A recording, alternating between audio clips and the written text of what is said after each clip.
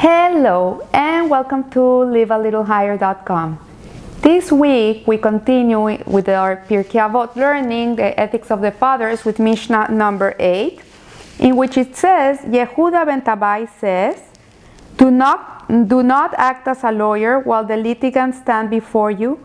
Consider them both as guilty, but when they are dismissed from you, consider them both as innocent, provided they have accepted the judgment.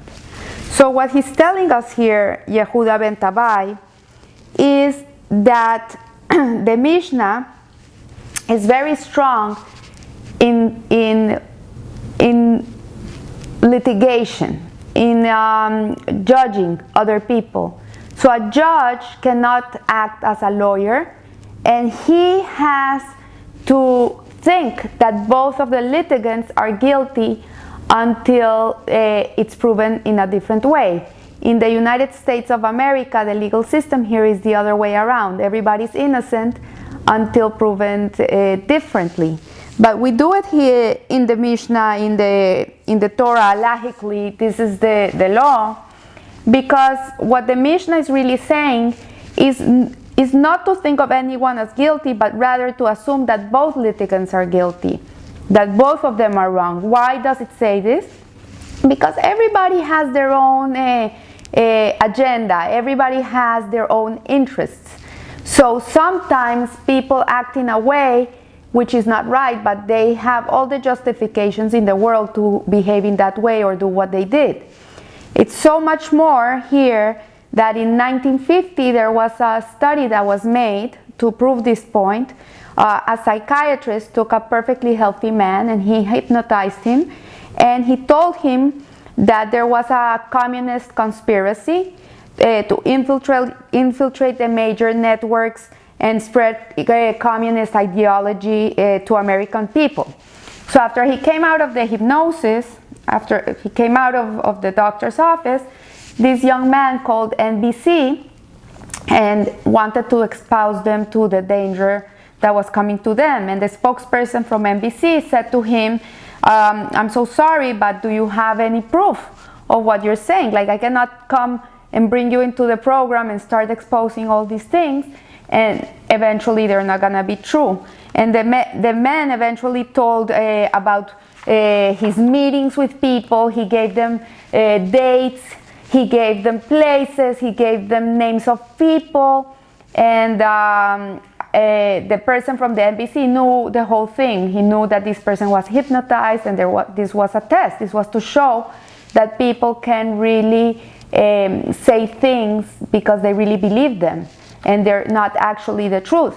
So the psychiatrist was able to take the person out of the trance, out of the hypnosis, and when he took him out, this person could not remember anything. He couldn't remember the people he said he had met, he couldn't remember the dates, he couldn't remember the places, and they showed him a video of him saying all these things, and he couldn't believe he was saying all that. So this demonstrates that if a person has an idea which he believes to be true, he can manufacture evidence and to support everything he believes in.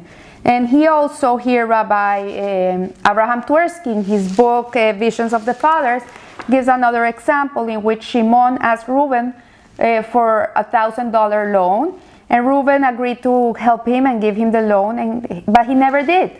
And then one day he was asking Shimon. Reuben was asking Shimon to give him back his $1,000, and Shimon said, "You never gave them to me."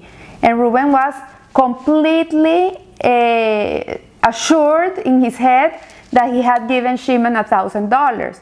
So this is why the Mishnah advises the judges to utilize a high index of suspicion and to work on the assumption that both litigants may be wrong until the truth comes out. Then it says, but when they are dismissed from you consider them both as innocent. So what's saying here is that when the litigation's going on, we have to assume both parties are wrong. But once the truth has come out and one of them has won the case, then we have to think that both of them are innocent. And why does the Mishnah tell us this? It tells us this is not so we don't think this that the person, either one of them is a bad person. The Torah is very careful in giving people the benefit of the doubt and not judging people. To judge people is something very, very grave, because as the Hafetz Haim says, when we judge people, the problem is that a book is opened in heaven while we're judging that person, and the angels, there's a court case up there when you're saying that such and such person is this or did this. So there's a court case put upon that person, and that person has good angels and bad angels. He has good angels that are defending that person, which is his mitzvot, is his good deeds create angels, and these angels are the ones that are gonna support him. And then there's the bad angels, which we create also when we do an avera, when we do something that is not right. So every time we do lashon hara, every time we say a lie, every time we don't treat someone nice, we create negative angels that are against us. So this court case goes up in heaven, and they start saying, oh, this person such and such, because you said that. And they start judging the person. The problem is that they also open your book. When you say something about somebody, they also are going to look into you. Because, oh, if this person says such and such, let's see if this person is such a tzaddik. Let's see if this person is so righteous. So that's why after the truth has come out, then we have to judge everybody favorably, and we have to think that both of them are good and righteous people. And we do this because we believe that the other person, even though he was not acting in the right way, he did it because he thought he was acting in the right way. He had a justification. And not only that, we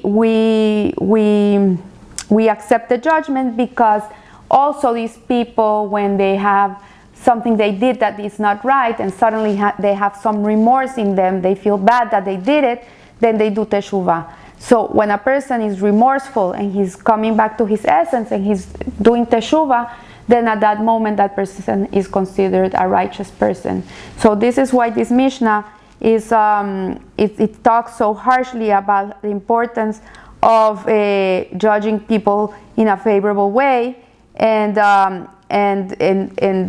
not ever judge people in a harsh way, because when you're judging others, you're also you're putting yourself in the stand too, and we're very careful for that. So I want to wish you a good week, a happy, healthy, sweet week, and remember to live a little higher. Thank you.